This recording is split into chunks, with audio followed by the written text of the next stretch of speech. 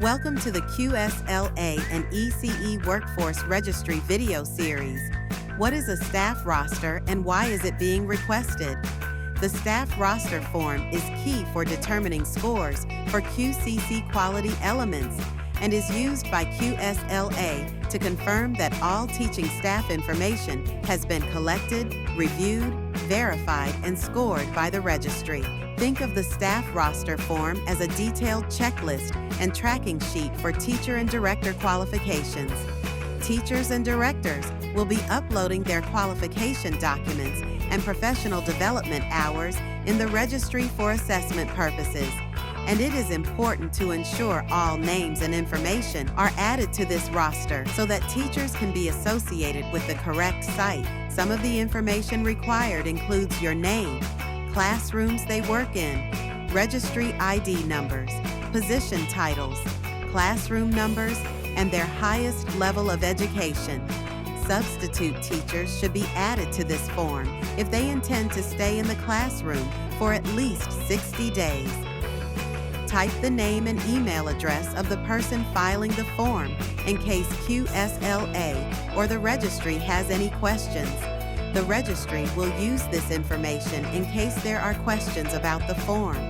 Once the form is still down, please save the form name as agency name, site name, date, as an Excel document and email the form to the registry using the email listed on the form. Once received, the registry will review the information and work to start the processing of paperwork uploaded for the teachers and directors listed. QSLA in the ECE Workforce Registry will use this information to ensure all documents have been submitted to finalize scores based on the QCC Quality Continuum Framework.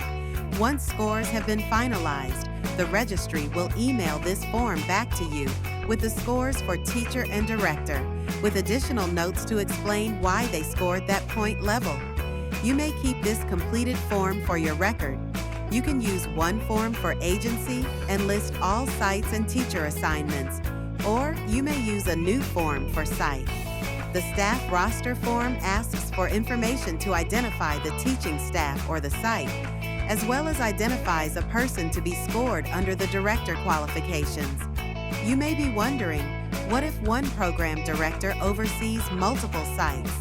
Don't worry, a director who is responsible for 2 or more sites may serve as a program director for all sites participating in QSLA, and this person's qualifications can be used for multiple sites.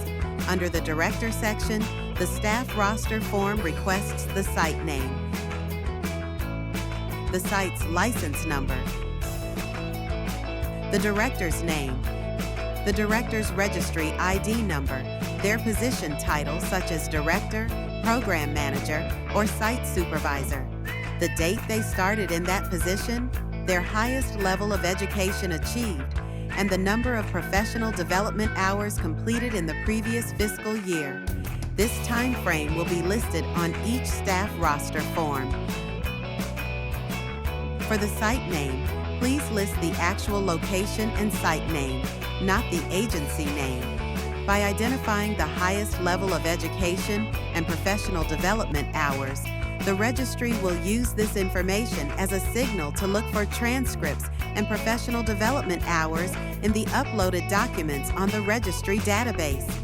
For adding a professional development hours, please ask each teacher to upload all certificates and count training hours in the registry that were taken during the previous fiscal year, which is identified on the form, and ensure all of these documents were uploaded into the registry.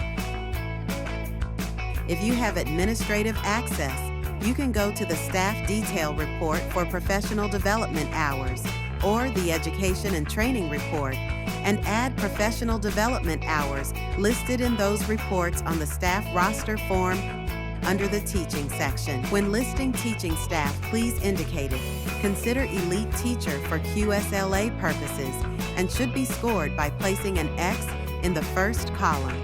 List the site names, license number for the site, the teacher or classroom staff's name, registry ID number, the position title of that staff such as teacher, teacher assistant, long-term sub, For example, the classroom they work in, their highest level of education, and professional development hours completed during the previous fiscal year timeline.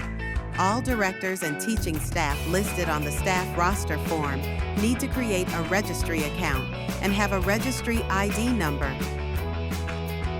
In order to submit the staff roster, please save and attach the staff roster form using the agency name, site, and date. When emailing the staff roster form, you do not need to add a message. However, please add subject line as agency name, site name staff roster. This will ensure the registry team can start processing your site's information.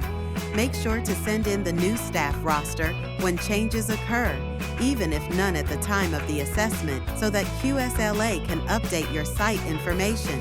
If you have any questions about this process, please call or email QSLA Assessment at qualitystartla@lacoe.edu, or you can contact us at 562-922-6560.